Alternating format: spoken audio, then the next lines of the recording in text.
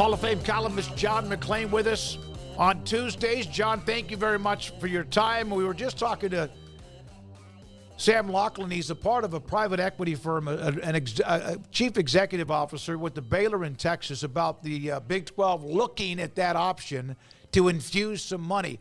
At the end, I asked him about what would he do. He said, if I want to watch pro sports, I want to watch the NFL because they do it better than anybody. What do you say? What do people around the NFL or people that cover the NFL or even those who are in the NFL say about how college football has become more and more pro football? Well, it is, and you're a free agent after every season. To me, if you're going to get NIL money, make them sign a contract where they have to stay there 2 or 3 years instead of just move from school to school. Now, NFL players are all for college players getting paid. They wish they had that luxury of getting paid. But I don't know anybody that has said, I love the transfer portal, because every player has an alma mater, a team they played for. They don't like seeing good players leave for bigger money someplace else, and they don't like their team having to scramble to replace them. A lot of them, if you're not the big programs, you're going to get in trouble. There's a story Houston Chronicle Sunday about U of H 1 year into the Big 12, and Kelvin Sampson and the AD just were going on and on about how far behind they are when it comes to NIL money. And then I see UT, was it last week or the week before, when they had recruits there, and the players entered a gauntlet of Lamborghinis on both sides. Now, that is the kind of thing you want out all over the country, because you want players all over the country, when they're thinking about college, think about the University of Texas and those Lamborghinis. There's no way you get the attention of a young player more than a fancy car, unless it's just cash. And the IRS is going to get them at some point. There's a lot of these kids can't afford to pay taxes on a Lamborghini. So I don't know if the alums or the schools are paying the taxes for them. But if not, Uncle Sam is coming, and it might not be a very pretty sight. John, what did you think of the Trevor Lawerence contract? And I know Dallas fans weren't excited to see that exactly, but just what did you think of it from, for the Jags and just in general, kind of the waves that it sent in every other direction in the NFL? Craig, I don't think Trevor Lawrence's contract had jack squat to do with what's going to happen to Dak Prescott. Dak's in an unprecedented situation. They can't tag him. They can't. He's got him by the footballs, and he either wants to stay there and they pay him $60 million a year, or he's going to be gone. I think Jerry Jones will pay him. Jerry doesn't want to start over. What is Jerry going to be? 82?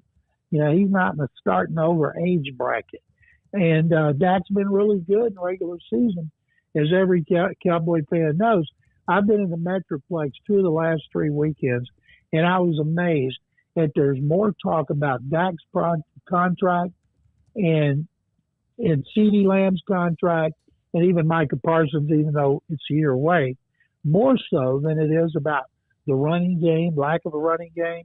Who's going to play what positions, Dan Quinn leaving, Mike Zimmer coming in. And if they don't get these extensions done by the start of the season, I would say, okay, you can ask questions one more time about the contracts, and not Jerry, Mike McCarthy, CeeDee Lamb, Dak Prescott, or Micah Parsons is mentioning contract during the regular season, because it is distraction, and we don't need any more distractions than we already have. And I don't think they're giving up on Dak as much as a lot of fans would like them to do it. I think they're going to re-sign him, and then hope when they get in the playoffs next season that he won't be playoff Dak and McCarthy won't be playoff Mac.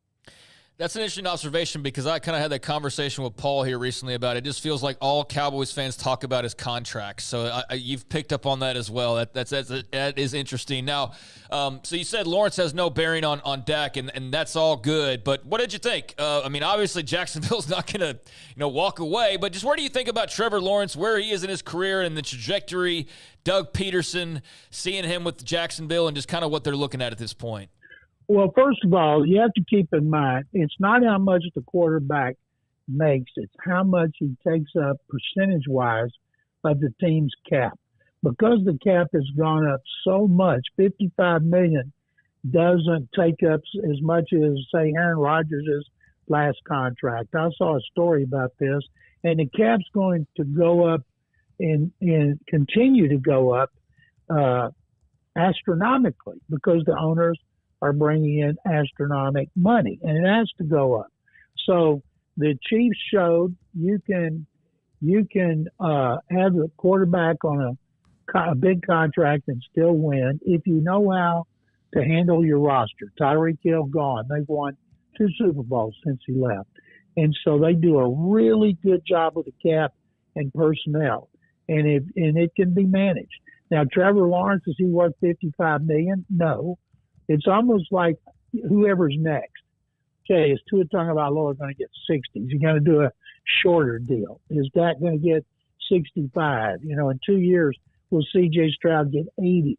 No telling what it'll be by then, but it just keeps going up. And I'm for players getting every penny they can because they get cut under contract all the time. You know, they get cut constantly. So the teams wouldn't do it if they couldn't afford it. And Trevor Lawerence has not been the generational quarterback he was projected to be when he was a freshman up through. He was drafted first overall after his junior year.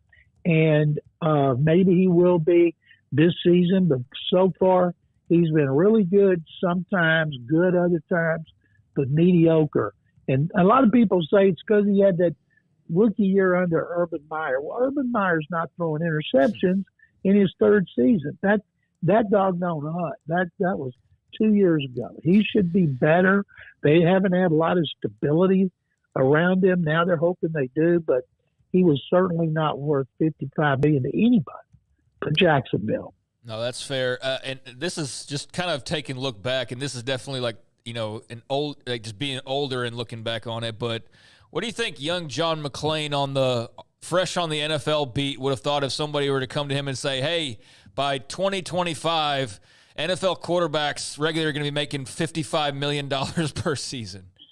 Well, nobody could have envisioned that because back then running backs made more than quarterbacks. Man. If you just said, well, the running backs, maybe they're the most important parts of the offense. Well, boy, that's taken off because right now the franchise tag for a running back is less than a tight end. It's only better than punters and kickers, and I guess snappers. But who would have thunk it even 10 years ago? No, it's insane considering I don't remember the first ever overall salary cap for a team when free agency started back in the 90s. Do you?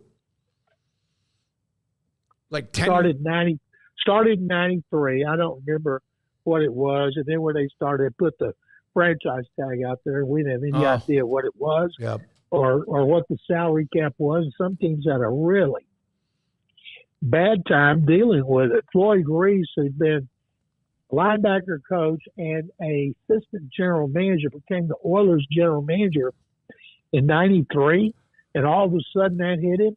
And he was a football guy. He wasn't a numbers guy. And that's one reason they went from 12-4 to 2-14.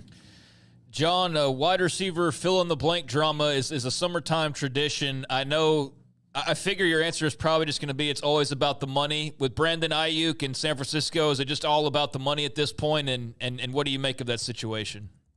It's always about the money. Yep. Guys want to win. They want a ring, but they want to get paid. And when they see what other receivers make and then they see themselves, and they can squawk all they want. They can put things on social media. But if they want to, they can be guaranteed to keep an eye on you 3 more years. Last year of his contract, 2 years on the franchise tag, then they would let him go.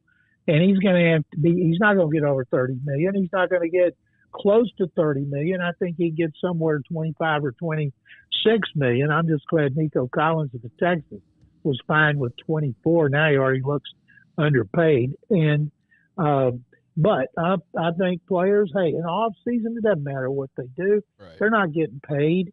They don't start to get their game checks till the week the regular season starts. And then not many guys stay out. Sometimes they do, but it costs them a lot of money. Hey, John, what's going on? Go ahead, Craig. What's going on with Isaiah Buggs, Kansas City's defensive lineman? Seems like he is constantly in trouble. It doesn't seem like there's a chief who gets in trouble like every other day. It's unbelievable, the issues they've had off the field. Nobody blasts them for keeping these players and protecting them the way they used to. Kansas City fans are cool with it because they win Super Bowls, and everybody else would be too. He had the one cruelty to animals, which his agent or his attorney said was a kind of a conspiracy to get him because I can't remember what he has, a vape house or not a vape house or something he has that's legal in Birmingham, and they say they're doing everything to get rid of him. Now they've got another one, and then, of course, Rasheed Rice has still got all those charges against him. Then there's another player that's been in trouble, and I guarantee you, Andy Reid keeps his fingers and his toes crossed every day because he can't keep up with them for a month to either see what's the next call in the middle of the night he's going to get from one of his people saying so-and-so has just been arrested, and I guarantee you he's ready for camp again so they can keep him under their thumb. But the thing is, the Chiefs have been noted as starting with Tyreek Hill and taking guys with baggage. And when you take guys with baggage, not all of them, but the odds are you keep that philosophy, it's going to bite you in the butt and cause you a lot of embarrassment. Yeah, after not this latest incident, but the one before, he had told people that basically the police were targeting his hookah lounge, and it was a conspiracy. That's it. Yeah, and then I guess yesterday he posted, or I guess the business posted that they were surrendering their business license. So I don't know how all that plays together, but that is of interest there. Just last thing for you, John. Astros, I know Justin Verlander's going on the IL, but I don't think we talked to you. I think the Abreu move happened after we talked to you last, so obviously an unfortunate and unexpected ending there, just big picture-wise, but just your thoughts on Abreu and him being gone now, the Astros cutting ties, and just what they're looking at the moment. Jose Abreu, their first baseman, was a disaster sign. They finally got rid of him. Jim Crane will have to pay him $30 million. He was a great guy. He worked hard. He couldn't hit the fastballs anymore. Everything was to the opposite field. Now they still don't have a legitimate first baseman with some pop. I have never seen a team have so many pitchers go on the injured list. Kyle Tucker was eligible to come off a week ago, and he's still out. It's just amazing what they're doing. And the Mariners walloped the Rangers. Now the Rangers and Astros are tied for second. But after the All-Star break, maybe they'll make a run for a wild card berth, because you guys know look what happened to the Rangers last year. Look what has happened to the Astros. I guarantee you a lot of people, and maybe the fans of the two teams, are expecting that kind of run once the All-Star game is over. I'll tell you this, it makes it a lot easier to swallow when you've won a World Series now, as a Rangers fan. Yeah, I can put up with disappointment. Hey, I'll bet you, Craig, the first time you made straight A's, assuming you did, only time I did was first grade, and then my parents expected it every year and never got it. So I'm guessing the first time you did, your daddy expected you to do that every year. Right. So you win a World Series, everybody expects you to at least contend for the World Series the next year, and the Astros aren't and the Rangers aren't. But what happens after the All-Star break? We've seen so many times throughout history. Teams get hot and make a run for the playoffs. Absolutely. I made him sleep outside in the summer heat in a sleeping bag if he came out with anything but an A. So he's been sleeping outside in a sleeping bag ever since, huh? Yeah, he has. John, thank you very much. Great to have you on the show. Hall of Fame columnist, voter, and more, John McClain, with us on Tuesdays in the 5 o'clock hour. No top five today, right, Garrett? So